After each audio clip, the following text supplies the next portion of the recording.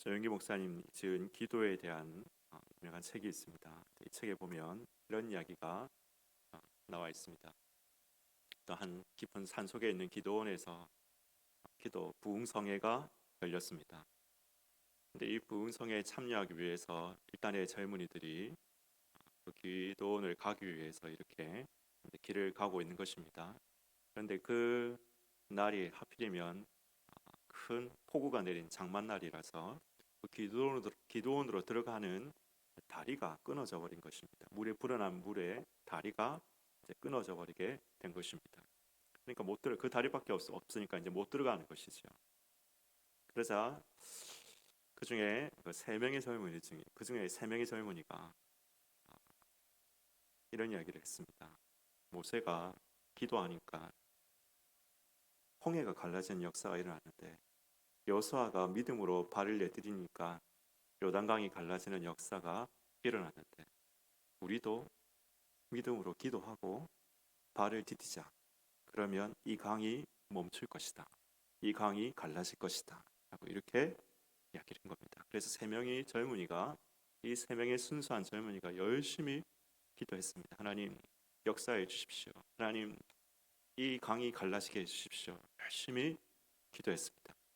그리고 세 명이 동시에 발을 내디뎠습니다.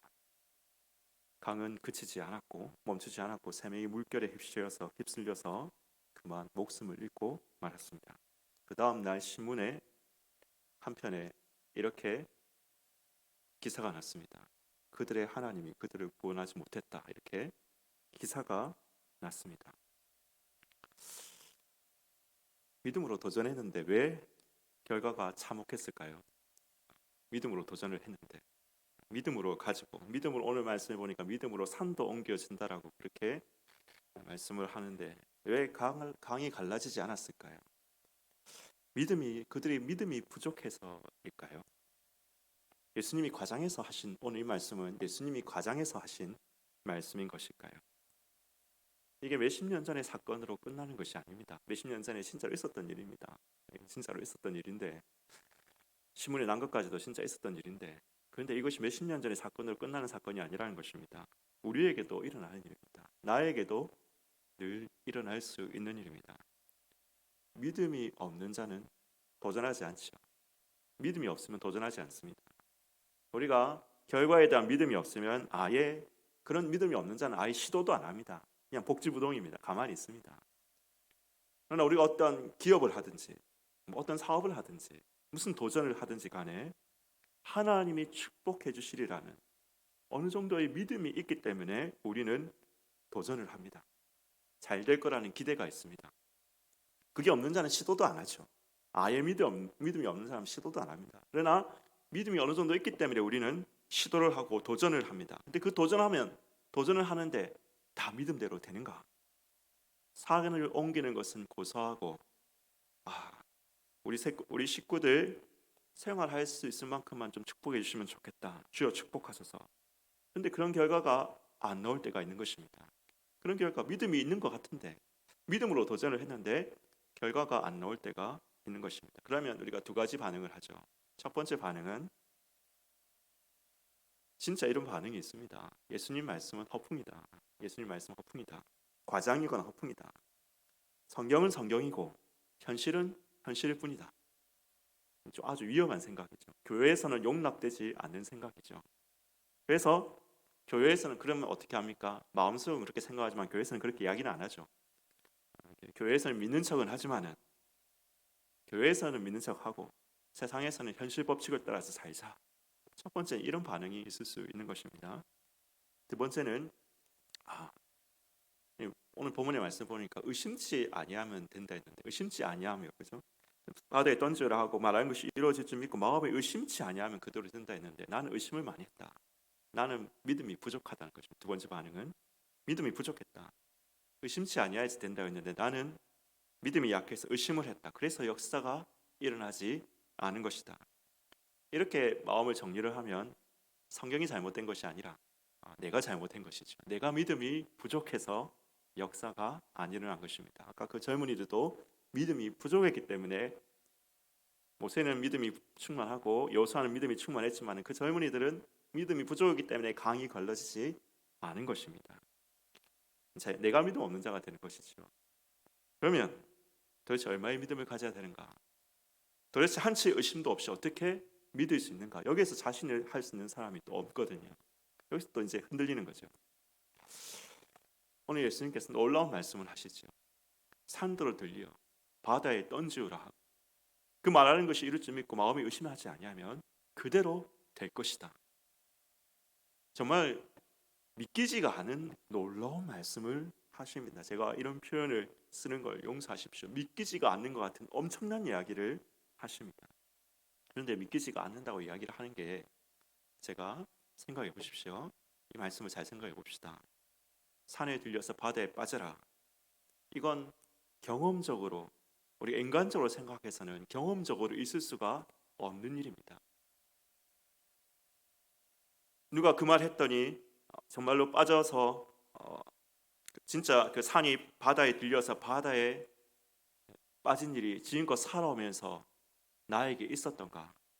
한 번도 본 적이 없습니다. 우리는 한 번도 본 적이 없습니다. 그럼 내 주위에 있었던가? 내 주위에 어떤 누구가 산을 명하여서 바다에 던지라 했는데 그 말대로 믿음으로 했는데 산이 뽑혀져 가지고 바다에 던지는 적이 있었는가? 있으면 방송에 대문자랑망에 났겠죠. 내 주위에도 이런 일은 없었습니다. 이것은 경험치를 벗어난 일, 우리의 경험 법칙을 벗어난 일이라는 겁니다. 이것은 물리 법칙을 벗어난 일입니다. 물리 법칙.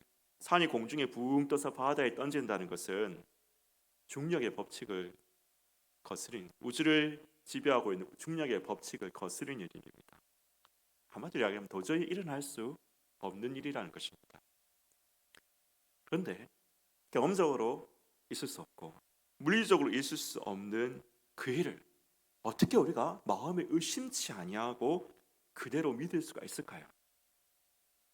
경험적으로도 주위에서도 그런 일이 없고 내 인생에서도 그런 일이 없고 내 인생에서도 그런 일이 없고 내 주변에서도 그런 일이 없고 물리적으로도 절대 있을 수 없는 일, 그것을 어떻게 의심치 않고 우리가 믿을 수가 있는 것일까요?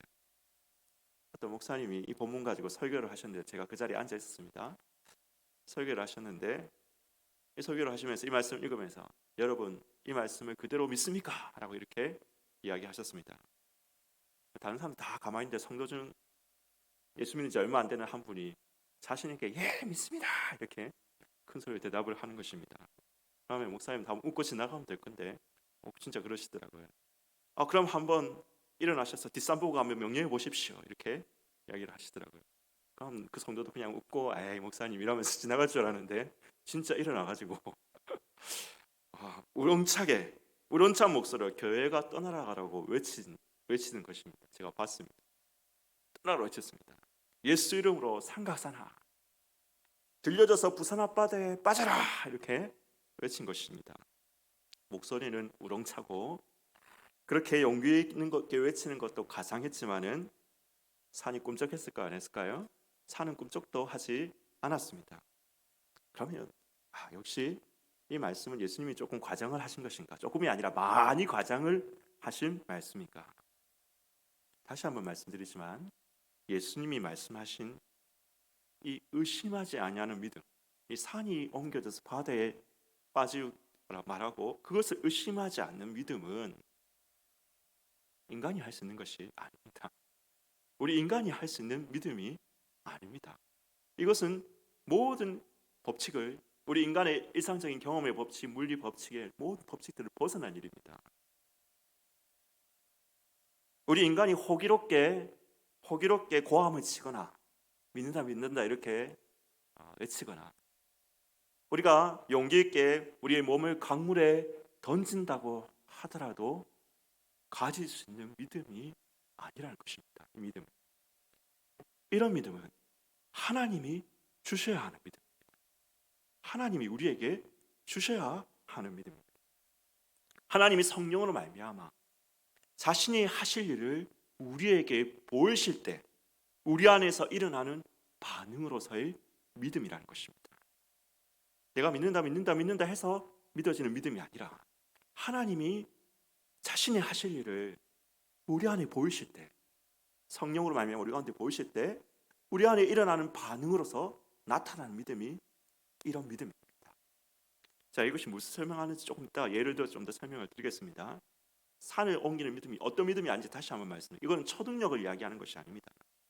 이것은 우리가 원하는 것을 얻기 위한 마법의 주문도 아닙니다. 산을 옮기는 조엘 오스틴이 긍정의 힘에서 이야기하듯이 긍정의 힘으로 나아가면 뭐든지 다 된다. 로버트 슐러가 적극적인 사고방식에서 이야기하듯이 적극적인 사고방식을 가지면, 긍정적인 생각을 가지면 산도 옮겨지고 부자도 될 수 있고 성공도 할 수 있다. 이런 긍정의 힘을 믿는 믿음, 적극적인 사고방식을 믿는 믿음을 이야기하는 것도 아니라는 것입니다. 로버트 슐러는 이 말씀 가지고 실제로 적극적 사고방식을 이야기를 했지만 그런 식의 믿음이 아니라는 것입니다. 산을 옮기는 믿음은 우리가 믿음을 가지기만 하면 하나님을 마음대로 조정할 수 있고, 하나님을 통해서 금도 나오게 할 수 있고 은도 나오게 할 수 있고 도깨비 방망이처럼 하나님을 부를 수 있다. 이런 믿음도 아니라는 것입니다. 이 모든 것은 믿음을 믿는 믿음이죠. 믿음이라는 것을 믿는 믿음입니다. 다시 한번 말씀드립니다. 산을 옮기는 믿음은 하나님의 하실 일을 성령으로 미리 듣게 하시고 보는 자들에게 일어나는 마음의 반응입니다. 하나님 하실 일에는 제약이 없습니다. 어떤 학자들은 이 말씀에서 이런 해석을 합니다. 이게 너무 엄청난 말씀이니까 조금 이런 식으로 해석을 하는 말씀도 있습니다. 무화과 나무는 열매 없는 육적 이스라엘을 이야기한다. 그리고 이 산을 바다에 던지라는 것이 이 산은 성전산이다. 예루살렘 성전이 있는 성전산을 이야기하는 것이다. 그래서 이 말씀은 열매 없는 무화과 나무가 말랐듯이 열매 없는 육적 이스라엘이 폐하여지고 예루살렘 성전도 폐하여지고 오직 성전 대신 예수 그리스도와 바다로 상징되는 이방인들의 교회로 대체될 것을 예언하는 말씀이다. 이렇게 해석하는 말씀도 있습니다. 저는 그런 해석도 가능하다고 생각합니다. 그렇지만 이 산이 예루살렘 성전을 이야기하는 성전산을 이야기하는 것이든 말 그대로 산이 바다에 빠질 수 있다는 말씀이든지 간에 그 무엇이든지 간에 하나님이 하시고자 하면 못하실 일이 없습니다. 그런데 하나님은 그 하나님의 일을 하시기 전에 어떤 사람에게 의심치 아니하는 믿음이라는 사인을 먼저 주시고 그 사람을 통해서 일하신다는 것입니다. 하나님이 하시면은 산이 옮기는 것뿐만 아니라 바다가 옮기는 것도 하나님 하실 수 없을까요? 하실 수 있죠. 홍해에서 실제로 하셨지 않습니까? 하나님이 하실 그 일을 하나님께서는 어떻게 하시냐? 어떤 사람에게 의심치 아니하는 믿음이라는 사인을 주셔서 그 사람을 통해서 하나님 그 일을 하신다는 것입니다. 모세를 생각해 봅시다. 모세. 아까 그리고 홍수로 난 강을 건너지 못했던 그 젊은이들을 생각해 봅시다. 모세가 홍수로 이 두 사람을 우리가 한번 생각해 봅시다. 모세가 지팡이로 바다를 칠 때 믿음이 엄청나고 충만했기 때문에 홍해가 갈라졌고, 강에 빠져 죽은 사람들은 믿음이 부족했기 때문에 강이 갈라지지 않아서 빠져 죽었다. 그러니까 이런 구도로 보지 말자는 것입니다. 물론 모세는 믿음이 충만했습니다.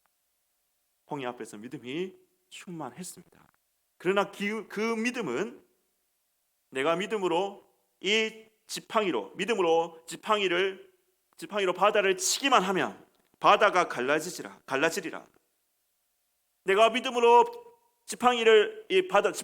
믿음을 가지고 지팡이로 바다를 치면 하나님께서 도와주시고 역사하셔서 홍해가 갈라지리라는 믿음이 아니었다는 것이죠. 그 믿음이 아닙니다. 모세의 믿음은 하나님이 행하실 것을 미리 보면서 온 믿음입니다. 모세의 믿음은 하나님이 이스라엘에게 홍해 앞에서 베푸실 일을 미리 들으면서 오는 믿음입니다. 그는 그에게 주신 믿음을 따라서 홍해를 쳤고, 하나님은 모세에게 미리 믿음 주신 대로 말씀하신 대로 홍해를 가르셨습니다. 실제 우리 교회사에서 했던 일을 한번 이야기를 보겠습니다. 1907년 무슨 일이 일어나죠? 우리나라에 1907년 평양 장도연교회에서 대붕운동이 일어나지 않습니까? 한국교회가 그때 한국교회 영성이 그때 시작됐다. 그때 이제 새벽기도도 전 세계에서 물론 새벽기도는 계속 개인적으로는 이렇게 했지만 이렇게 교회가 조직적으로 모여가 새벽기도하는 거 우리 한국교회가 이렇게 시작을 하고 이렇게 한국교회 영성이 그때 시작됐다라고 이렇게 이야기를 합니다. 근데 1907년 평양 장도연교회 부흥은 사실 그 이전에 1904년에 영국에 있었던 웨일즈 부흥운동의 영향을 받았습니다. 많이 받았습니다. 그러니까 1900년도 초반에 20세기 초반에 하나님께서 평양에서만 부흥의 역사를 일으키신 게 아니고 전 세계 곳곳에서 일으키셨는데 그 중에 하나님께서 제일 먼저 일으키신 것이 1904년 1904년 웨일즈 부흥운동이었습니다. 웨일즈 부흥운동의 영향을 평양 장도연교회도 평양 부흥운동도 영향을 받은 것입니다. 근데 이 웨일즈 부흥운동에 쓰임 받았던 사람이 에반 로버츠라고 하는 26세의 젊은이였습니다. 26세, 당시 26세입니다. 지금 우리 청년부 학생들 나이죠. 26세의 젊은이였습니다. 이 젊은이는 13세 때 회심했습니다. 11년간 아버지를 도와서 광부 생활을 했습니다. 13년대 회심하고 11년 동안 그 이후로 10년 동안 학교를 다니고 대학을 다니고 공부를 많이 한 게 아니라 11년 동안 아버지를 도와서 광부 생활을 합니다. 청소년이 무슨 광산일을 하냐 우리 생각하시지만 그때 당시에는 그렇게 했습니다. 그러나 그는 광부 생활을 하면서 틈틈이 집에 와서 항상 기도하고 성경을 봤습니다.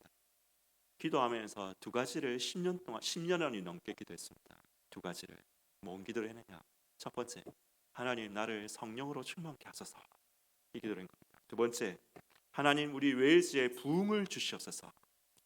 이 13세의 어린이는 아니고 청소년이지. 청소년이 이 두 가지를 가지고 10여 년을 기도를 한 것입니다. 그래서 그 기도하는 젊은이에게 10여 년이 지난 어느 날 하나님께서 그에게 말씀을 주셨습니다. 내가 너를 통해 10만 명을 구원할 것이다. 말씀을 주셨습니다. 에반 로버츠한테 내가 너를 통해 10만 명을 구원할 것이다. 그는 그 말씀을 믿었습니다. 그 말씀을 믿어서 그래서 그는 다니던 교회에 찾아가서 담임 목사님한테 이렇게 이야기를 했습니다. 내가 너무 하고 싶은 말이 있는데 이 26세의 젊은이가 내가 너무 하고 싶은 말이 있는데 예배 후에 듣고 싶은 사람 좀 남으라고 광고 좀 해주시면 안 되겠습니까 목사님? 이렇게 이야기를 했습니다. 그러자 담임 목사님께서 평소에 이 젊은이를 굉장히 신뢰했기 때문에 그렇게 광고를 해주겠다고 말씀을 하셨습니다. 광고를 하자 17명이 남았습니다. 성도들 중에 지금 성도가 몇 명인지는 기록이 안 나와 있어서 제가 모르겠지만 하여튼 17명이 남았습니다. 그 17명에게 말씀을 전하고 기도를 했습니다. 하나님의 성령의 강력한 은혜가 이 17명에게 임했습니다. 그로부터 매일 집회가 그 강단에서 이어졌습니다. 30일이 지난 후에 그 강단을 통해서 3만 명이 회심했노라고 이렇게 고백하게 되었습니다. 이 영적 부흥 운동이 웨일즈 지방을 강타해서 신문들마다 다 회심했다고 고백하는 사람들의 숫자를 이렇게 보고하는 지경에 이르렀습니다. 6개월이 지난 후에 이 강단에서 이 젊은이가 기도회를 인도한 6개월이 지난 후에 신문에 나온 사람들이 10만 명, 6개월이 지난 후에 10만 명에 이르게 됐습니다. 구원받았다고 회심했다고 이야기하는 고백하는 사람들 숫자가 10만 명에 이르게 되었습니다. 전 유럽을 퍼져나갔죠. 그 부흥의 파고가 3년 후 우리나라 한민족의 평양 영적 대각성 부흥운동으로도 이어지게 된 것입니다. 그럼 한번 생각해 보십시다.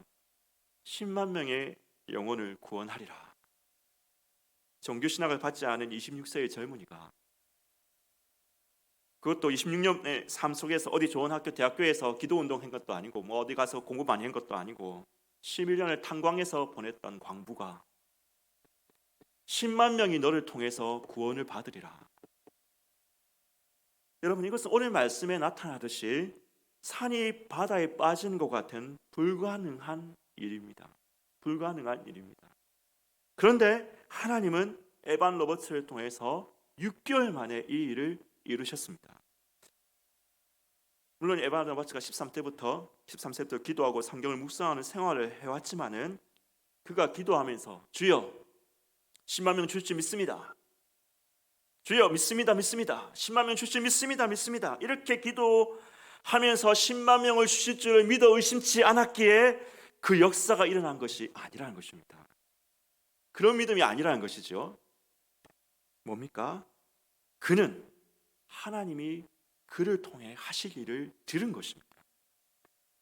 하나님이 그를 통해 하실 일을 성령으로 본 것입니다. 듣고 본 것입니다. 그 말씀을 통해서, 하나님이 하시는 그 말씀을 통해서 의심치 아니하는 믿음이 그 안에서 솟아난 것이고, 목사님께 그래서 찾아가서 집회를 열게 해달라고 부탁함으로써 시작하게 되었다는 것입니다.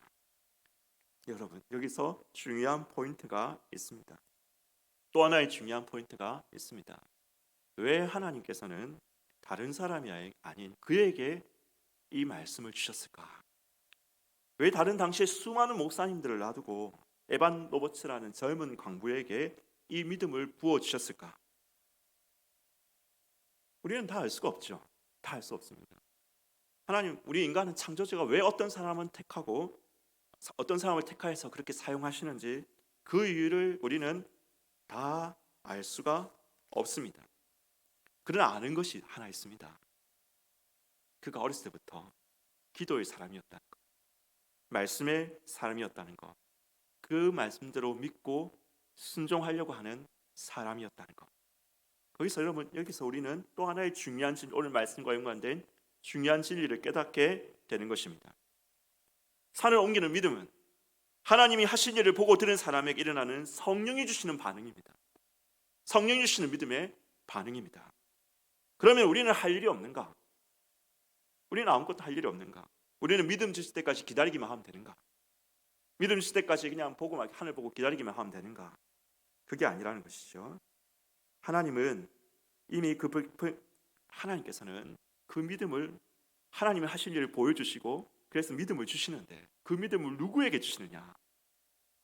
그 백성에게 이미 베푸신 것을 믿는 자, 그 백성에게 이미 허락하신 약속과 말씀을 믿는 자, 하나님을 믿는 자, 그 사람에게 하나님 하실 일을 보이신다는 것이죠.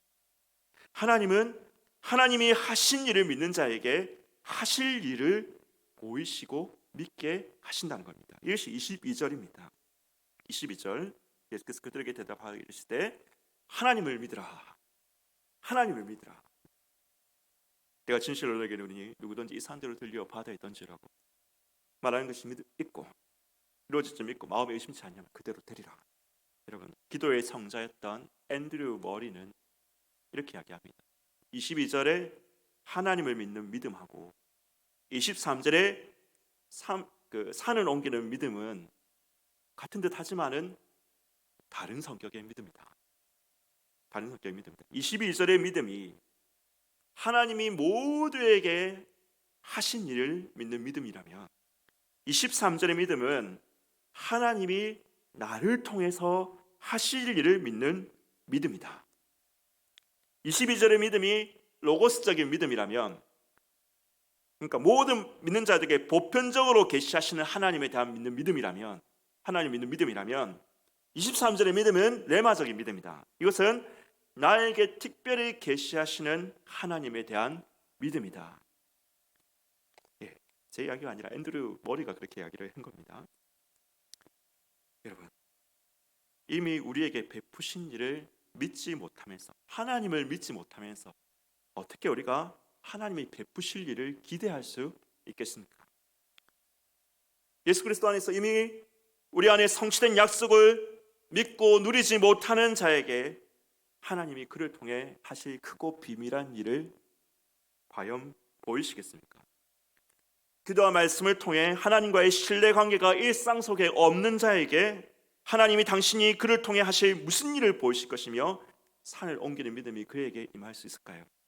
여러분, 반대로 한번 우리가 선포를 해보십시다. 반대로 하나님은 자신이 이미 베푸신 일을 믿는 자에게 그를 통해 베푸실 일을 보이시는 분이십니다.